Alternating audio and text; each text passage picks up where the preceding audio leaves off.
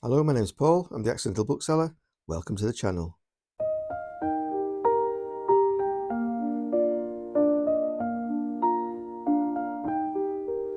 Second time I've recorded this because I didn't press start recording. So hopefully I'll be better at doing it the second time than I did the first. This is the Hounds of Love tag. Still getting through my backlog of tags. This was created by Aaron Read a Book and was tagged by Alan at Alan's Reads. So I will put those videos down in the notes section. I've also seen Gavin at Genre Books do Hounds of Love tag, so I'll put that in there as well. It's all about the Kate Bush album, the Hounds of Love tag. When I say all about, it lists each track and there's a question associated with each track and you pick a book. It'll become clear. So number one, Running Up That Hill. And what's a book mentioned by a character in TV or film? I've gone with Edgar Maurer's Germany Puts the Clock Back. An old Penguin book, which I think from the first time I did it when I didn't turn the camera on, it's 1938, I think. 1938 reprint, yeah. And this isn't actually verbally mentioned in a TV or film, but it's by the bedside, on the bedside table of Endeavour in the Endeavour TV series. And I'm not avidly collecting, but I'm currently in the process of re-watching all the Endeavours and all the Morse's, Inspector Morse's. Endeavour is the prequel to Morse, if you don't know. And if a book is shown in Morse's house, I'm writing them down, and I'm not going out and immediately searching for them, but I'm kind of slow collecting them, because a lot of the books that it shows on the TV program are books that the character of Morse would actually be reading, probably. And of all TV characters, I kind of associate the Morse character as being most like myself. So I thought on one silly day, perhaps, that I would start collecting all the books shown on Morse, and this is one of them. But you didn't think you were going to find that out today. Number two, Hounds of Love. What's a book featuring a four-legged friend? I've gone with Gold Digger by Bob Sims and Nigel Payne, and it's the story of Earth Summit, who won the Grand National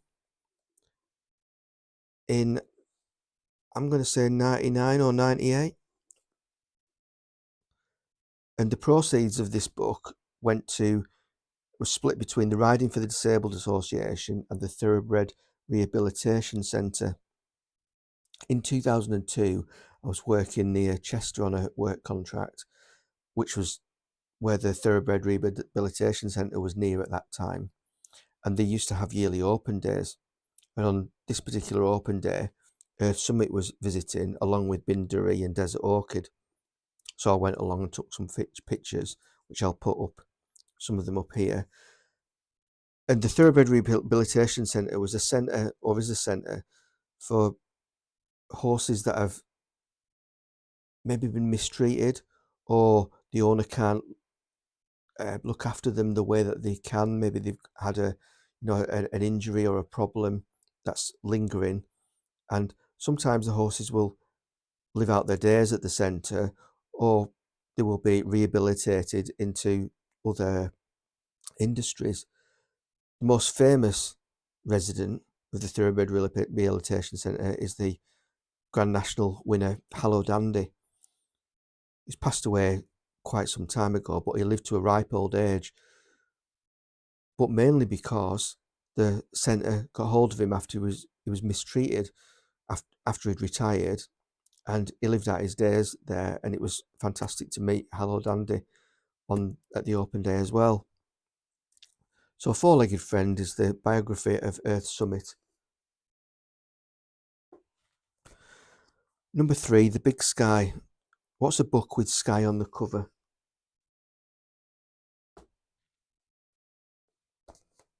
I've gone with Wet Work, a horror book by Philip Nutman. He only wrote perhaps 2, maybe 3 novels, but I think only 2, this being one of them.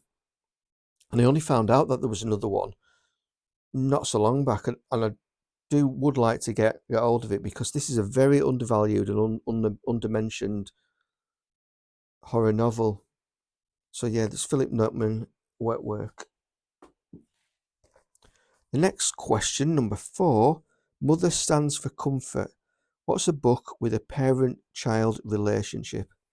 Well, a tag wouldn't be a tag, and you know what's coming, I think? The Road, Cormac McCarthy. A very obvious parent-child relationship. I won't mention it any more than I have already on perhaps every tag I've done, but on quite a few, other than to say this is a book that every single person should read because it's so fantastic. Number 5, Cloudbusting. What's a book where psychology or psychoanalysis is important? I've gone with Roots of Coincidence by Arthur Koestler. Not much on the cover.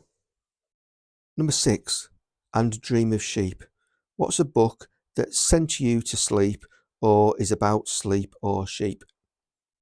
Struggling on this one because I wasn't sure whether I had something on sheep, and I thought I was going to have to be resigned to showing you the CD booklets for the 1990s industrial band Sheep on Drugs. But then I thought, oh, I do have a book about sheep, sort of.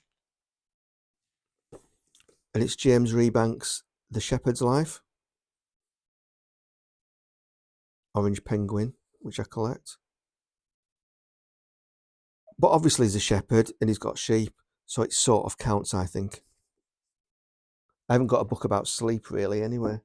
Don't think I have anyway, from memory. Next one is Under Ice. What's a winter book or a book that takes place underwater? Struggling with this one as well, because most of the books that I've got with water are either on the ocean or at sea to some degree. Didn't really have anything until I thought, oh, Neil Gaiman's The Ocean at the End of the Lane. Couldn't find the book, so I'll put the photograph of the book up there. But essentially, it's a big puddle at the end of the garden, and if you go into the puddle, you end up in an ocean, and there's another world at through that ocean. So there we go. I think that answers that one. Number 8, Waking the Witch. What's a book featuring witches or witch hunts? And I've gone with Ronald Hutton, The Witch, which Gavin at Genre Books also did. This is a history of fear from ancient times to the present. A serious treatise on witches and the history of witches. I do like Ronald Hutton's covers. There are other covers that are particularly nice as well. Number 9, Watching You Without Me. What's a nightmarish book? I don't really have a nightmarish book, because although I've read a lot of horror in the past, as I've said before, horror doesn't scare me or frighten me to any degree. I marvel at the mind behind it. So I don't really have anything that's nightmarish. I thought of the book Chernobyl by Sergei Plokhy, but in the end I've chosen, if I can find it somewhere. I'm filming a few videos today, so I've got books everywhere. So a nightmarish book, I've gone with The Body Snatchers by Jack Finney. It's a book that I read last year and enjoyed. I will be mentioning it in my top 5 reads of 2025 video.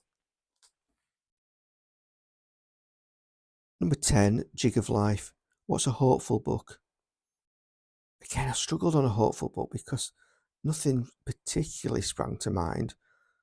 So I've gone with Tolkien's Return of the King, because obviously at the end of the Return of the King, Frodo's done his business and the world's in a better place as a result of Frodo doing that. He returns to the Shire and all's well with the world, I guess. So I've gone with that. Number 11, what's a book not set on the planet Earth? I've gone with Ray Bradbury's Martian Chronicles. Seemed an obvious one. Number 12, The Morning Fog. What's a book about being rescued or about fog, or that makes you happy to be alive, or featuring dancing, or is about Kate Bush? Don't particularly understand this question. When it says, why would it be about dancing when it's called The Morning Fog? Maybe it's something to do with Kate Bush, I don't know. I know she danced a bit on stage, but I'm waffling, aren't I? So I'm going to go with a book about fog, and quite obviously I'm going to go with The Fog by James Herbert. And the book is up there on the top shelf, and I need ladders to get it, so I will settle for putting a photograph up there. That's my 12 questions answered for the Hounds of Love tag, and I've done it in 12 minutes, which is, after editing, will come down, which is quite a first for me. I don't think I've rambled on too much this time. I don't know if that's a good thing or bad thing for you. But anyway, if you've liked the video, by all means click like, click subscribe. It would mean the world to me if you do that. And if you do click subscribe, I'll no doubt see you again soon. Thank you very much. Goodbye.